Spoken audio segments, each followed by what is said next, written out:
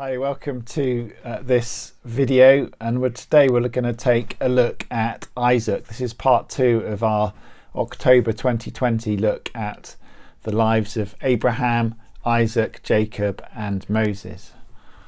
There's so much that we could talk about Isaac. He makes his appearance as the miracle baby in chapter 21 of Genesis, and then there's a whole load of stories, but today I'm going to focus on chapter 22. Let me read it to you and then share some thoughts about what we can learn about ourselves as we read this story of Isaac. So this is chapter 22. If you'd like to follow it with your own Bible as I read, then please do. Sometime later, God tested Abraham. He said to him, "Abraham."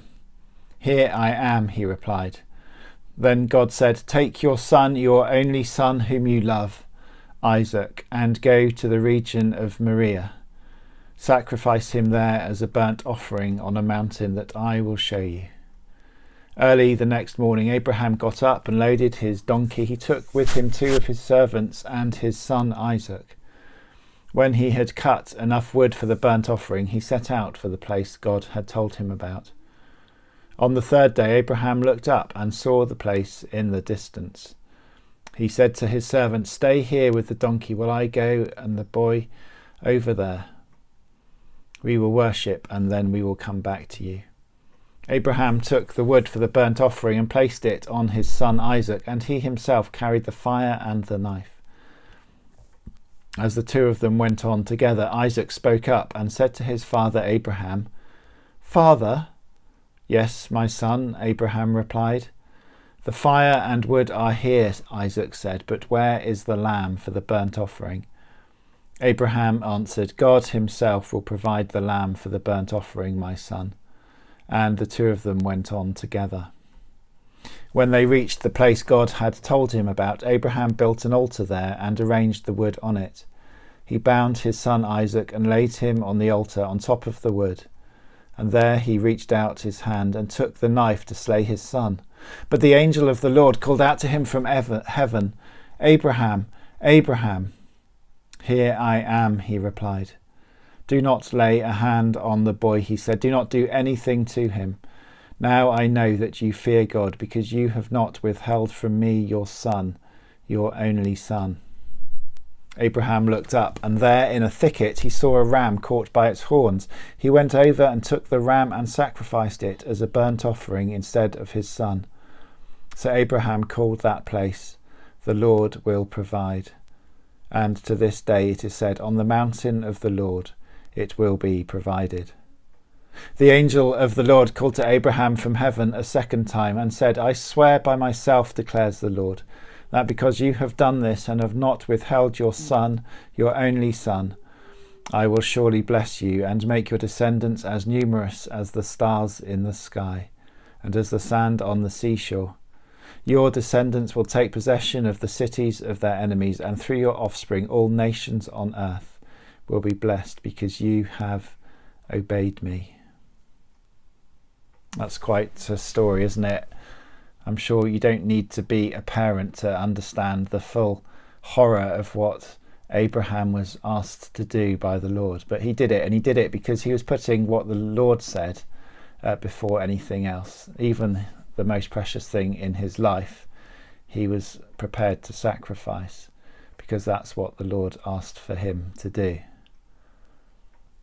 In the talk on Sunday, I talked about 4 things that we can learn from this passage. And the first thing is, it wasn't God's intention to sacrifice Isaac. We see at the last minute that there was an intervention. The angel comes to him and says, "Do not lay a hand, do not do anything, because you've passed the test."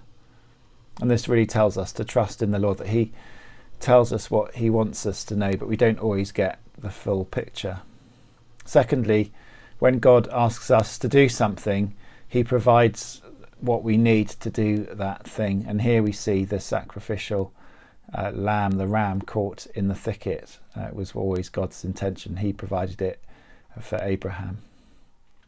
Thirdly, we see that God keeps his promises, because Isaac and Abraham were trusting in the Lord. We see a repeat of that blessing, that Abraham and Isaac's descendants will be more numerous than the sea and the sand and the stars in the sky. And then I think the most important thing that we can learn from this story is the pattern of salvation that God reveals, that he always provides a substitute. And here Isaac was there to die, but he provided a lamb instead. And we see that, don't we, supremely in Jesus. We see that through the whole of Old Testament history, that God always provides a substitute. And the events that took place on the cross 2,000 years ago are the ultimate proof of that.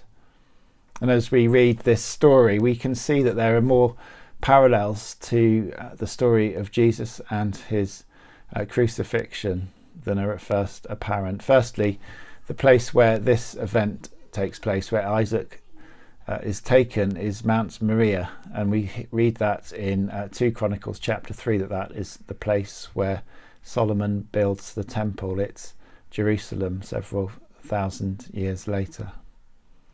We see that the journey that Abraham and Isaac took was 3 days. Again, the 3 days that Jesus lay in the tomb. We see that the servants were asked to wait, and that's just what Jesus says to the disciples as he's praying before the Father, before his arrest and crucifixion. We see that Abraham bound Isaac to the wood, just as Jesus was bound to the cross. And we see that God ultimately provided the sacrificial lamb. He says, I will provide a lamb, or I will provide the lamb, or I will be the lamb. And so what we learn from this story of Isaac is that it is our story as well, that God intervenes in Isaac's life to spare his life, to provide an alternative sacrifice in the shape of that sheep caught in the briars. And for us, we are destined to die because of our sin, our separateness from God.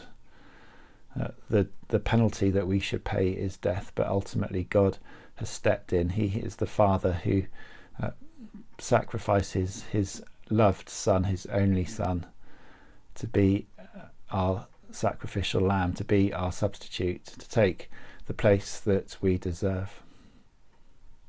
And so this story of Isaac, this shows us perhaps a little bit of the perspective of what God the Father and God the Son went through on that day 2,000 years ago.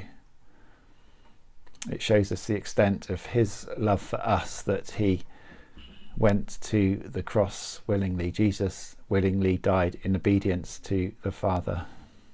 So let's give thanks for that amazing gift of love. Amen.